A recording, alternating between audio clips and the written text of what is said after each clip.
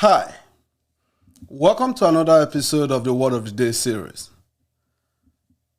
Today's Word of the Day is the danger of transactional relationship. The danger of transactional relationship. The common mistakes in relationship, or the common mistake a lot of people make in their relationship with family, friends, and loved ones is that they don't tend to spend enough time in building mutual or personal relationship. What do I mean by that? Most of the time, it doesn't matter whether we stay together or we stay in distance, because of our busy nature, because of the nature of this generation, and because of the nature of the individualism that has crept into the way we do things, we don't tend to find spending time with family and friends, we don't tend to find it important any longer. Most family members complain that some of their friends or loved ones don't understand the value that could be gained involving them frequently in building mutual relationship. Most people don't just see, they don't find value in it any longer. Most especially those that has been hurt. Most especially those that has never experienced the real love in relationship. They don't even know, neither can they understand the value of building personal or mutual relationship. Most times, by nature, we are forced to lean towards building transactional relationship. What is transactional relationship? Transactional relationship is the one that engages another only when they need something. The only time you engage with someone in transactional relationship is when you need something, or when something is wrong, or when there's an emergency. This is when people around you become a means to an end, or when people use you as a tool, as a means to an end. When you don't mean anything to people other than just only when they have problem. For example, you need money urgently, so you call your brother or sister to ask for money. And probably that is the only time you remember that you have a brother or you have a sister that ever existed or that exists. And when he or she gives you the money, you disappear. You don't call him, you don't call her until another emergency arises. For example, your car broke down on the road, maybe on the highway or on the back road. And that is the only time you call that uncle who is a mechanic in your family. And you call him at the middle of the night. It could even be your auntie who is a mechanic also. And he or she comes and fixes the car. And that is the only time you ever call. That is not a good way to build a relationship. Another example is when you only talk to people in the cycle, only when there's an emergency, only when you're sick, only when you need money, only when you need help, only when you need them to do something. That is the only time you remember that their phone number is in your phone. That is the only time you chat with some people in your life. That is not a good way. That is just being transactional. One transactional relationship that we can find in the Bible, I think we can pitch into the Luke, the book of Luke chapter 15, the story of the prodigal son that became transactional with the father. Give me everything that belongs to me. And after the father gave him his inheritance, the prodigal son went into a far country and squandered his money. If everything was good for him, he wouldn't have remembered his father. He wouldn't have remembered home. But he remembered home just because nothing was good for him any longer. There was no money. He was eating with pigs. I understand that that is not the reason why that the author wrote the book, The Prodigal Son. But I'm just using it as an example here for us to understand what transactional relationship means. Transactional relationship is not the best way to handle people around you. It's not the best way to show love to people. It's not the best way to keep people around you. Nobody wants to be used. Nobody wants to have the feeling that they are being used. Just imagine if the only time you talk to your spouse or your friend is to ask for something, how might they feel about that? How would you feel if the only time a friend calls you, or your brother calls you, or your sister calls you, is only when they are in need? How will you feel yourself? It's not something we will take lightly because nobody wants to be used. Suppose you only have transactional needs from your family, friends, peers, your soldiers, your loved ones, your parents. In that case, the relationship is not ideal, but probably it meets your day-to-day needs. Probably it suits your life because you need them. They are so caring enough. They are so loving. They jump in, they fix it, and they disappear from your life. Probably it suits your day-to-day need, but looking at the longevity of it, it's not good. You are just taking advantage of people. Transactional relationship is more of using people around you to achieve your goal. You are not interested in them. You are not interested in their well-being, but you want them to be interested in you, to be interested in your well-being. You should be able to call them anytime and they will answer. Mutual or personal relationship is sincerely understanding the people around you. Is sincerely caring for those that are around you. Is when you are genuine in your relationship. Like the Bible describes this, or this can be described as agape love. When you have a mutual love towards others. You are not using people, but you are in a good relationship. You love people as Christ encourages us or commanded us to love. Let us consider the risks that transactional relationship pose to our life. Even when even when we tend to enjoy it sometimes. What happens when all you build is transactional relationship? What happens if your friends, your family, your spouse, your wife, your husband, your kids, they feel like the only relationship between you and them is just transactional, nothing relational, nothing personal, nothing mutual? What are the risks involved? The first thing is over time, transactional relationships tend to generate anger. It tends to generate bitterness and it tends to generate hatred or resentment. No one likes to feel used. Nobody. It doesn't matter who you are, whether male or female. No one wants to feel used. No one wants to feel used. Another thing is that people who feel angry or bitter towards you are not eager to respond to your request over time, especially if the request is unusual or requires a bit of a stretch.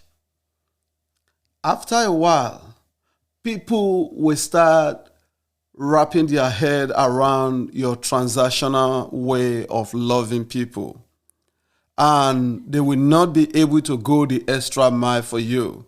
And that probably maybe when you need them most. Another risk that it poses is where there is no mutual or personal relationship, family and loved ones tends to be inclined or likely to believe and act on assumptions, negative opinions or rumors expressed by others about you. I'm talking to you, I'm talking to myself. It's something that we have to work on. It's not a character that is good to emulate. It's something that we need to keep away from. There is danger in transactional relationship. It keeps people away from us. They may tend to love you right now, but over time, when they get to know you, it breeds bitterness. It breeds hatred, anger, resentment towards you. And when the anger and the resentment increase, they believe anything that anybody say about you, whether rumor, whether negative opinions. It doesn't matter, because transactional relationship, it creates that gap, it breaks bridges. It's not something that helps us in the long run. It may help you right now, but in the long run, it doesn't help you. Since relationship is so important to we humans, how do we build mutual and personal relationship with family and friends? Well, I got some suggestions for you. As Hosea chapter 4 verses help us to understand that my people are destroyed for lack of knowledge. Knowledge is very important. In building relationship that is mutual and personal, knowledge is key. Knowledge is key. Understanding is the door, and wisdom bring this knowledge and understanding together. Knowledge is very fundamental in building relationship, as you cannot love or hate anyone if you don't know the person. You cannot sincerely say, I hate you or I love you if you don't even know me. Knowledge is very fundamental here. Knowledge, personal knowledge about the other person is an asset in any relationship. The more you know, the more you understand the person, the more you know how to deal with the person. So personal relationship is a great asset when building mutual or personal relationship. Knowledge about the other person's values can help you trust their intentions. Sometimes people have good intention towards us. Family and friends, they have good intention. Loved ones, they have good intentions. But how can we trust their intentions? Is when we know their values. It is when we know how they are made of, their composition. That is when we start trusting their intentions towards us. That is when you start knowing what is good intention, what is bad intention.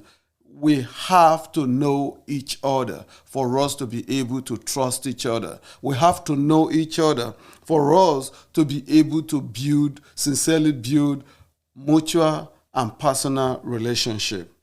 Another thing is a good understanding of each other's priority can help you sort through challenges. When you understand your family and friends' priorities, when you understand what is most important to them and what is least important to people around you, it helps you sort through challenges. It helps you understand who to lean to at a particular time. You will be able to sort through your challenges, through difficulties, when you understand the priorities of your families, of your loved ones, of those in your circle. It is good that we understand what are their priorities. For example, I need to understand my wife's priority for me to know how we can tackle difficulties together. I need to understand my daughter's priorities for me to know how we can both sort through challenges when it hits us. Understanding priorities of the other person really helps you sort through challenges. Maintaining a consistent cadence of communication. Even when there's nothing urgent to discuss enhances our understanding of each other. You want to understand the other person, right? Communication is the key. Constant communication, building a repertoire, a good cadence of communication, it enhances our understand. The more you know, the more you listen to them, the more you communicate, the more you start understanding what they are saying, their body language, their intentions, the more we can understand them more. And the more we understand them more, we can start controlling the way we react to what they project towards us. So, maintaining a consistent cadence, maybe once a month, maybe once a week. If it's going to be once in 2 months, once in 3 months, as long as there's a consistent cadence in that relationship, you talk to them, you have a time that, okay, once a month or once a week, I have to talk to this person, not as a burden, but something sincere, something intentional. It has a way of enhancing our understanding of each other. And when there's a good understanding in a relationship, there is less conflict, there is less resentment, there is less anger. Remember, I did not say there will be no conflict, did not say there will be no resentment, but it reduces the anger, it reduces the conflict, it reduces the heat of the conflict that may arise in any relationship. Understanding is the key, is a key here in this point. Sincere curiosity, interest, and openness to each other's well-being increases knowledge and understanding of each other. Remember, knowledge is power. One of the reasons people get destroyed is lack of knowledge.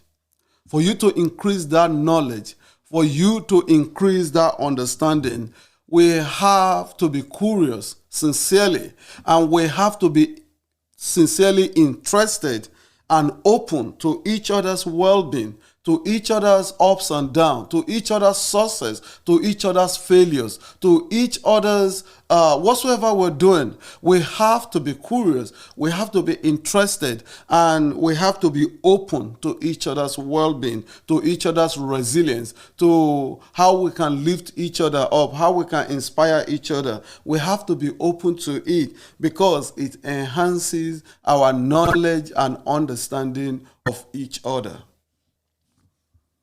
And the last thing is a high level of trust and commitments to each other's success, ups and downs, inspires and motivates us. When we sincerely commit to each other, when we sincerely trust each other, each other's intentions, it has a way of inspiring us. It has a way of motivating us. It has a way of making us feel like we are not alone because you know someone got your back. It has a way of increasing our communal way of doing things because we understand that, hey, I'm not alone. My wife got my back. My daughter got my back. My families, they got my back. My friends got my back. But when we are so transactional, we cannot enjoy that. We cannot enjoy that kind of inspiration. We cannot enjoy that kind of motivation. We cannot enjoy that kind of liberation. A high level of trust and commitment to each other's success, to each other's failures, to each other's ups and downs inspires and motivates us. The Bible says, iron sharpens iron. Iron sharpens iron. Iron does not sharpen another iron in distance.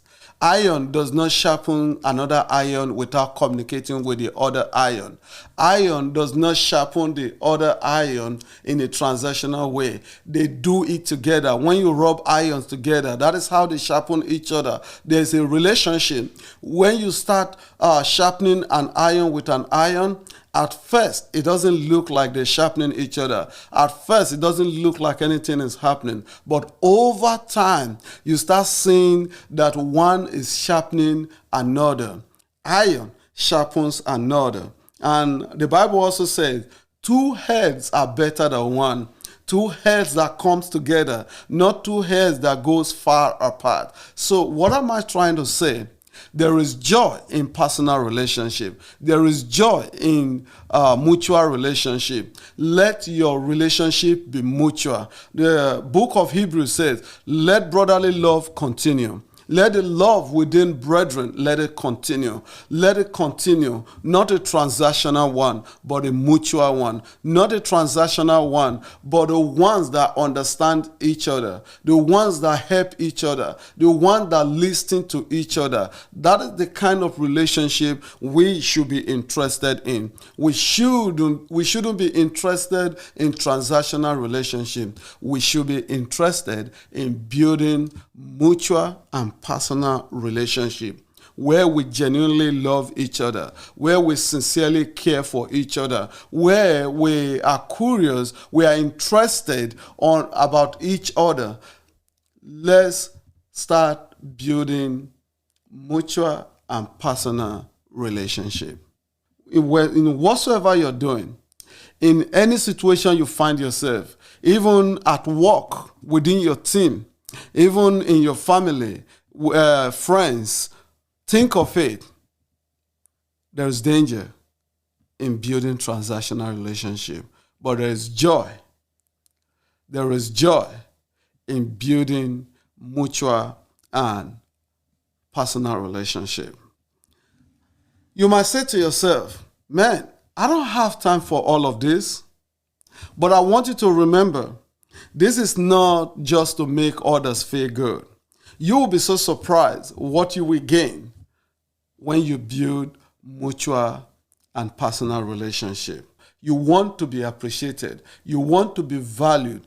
The same way, show that value, show that respect, show that love, show that way of doing things towards others, and you will see it being returned to you. It may not happen immediately.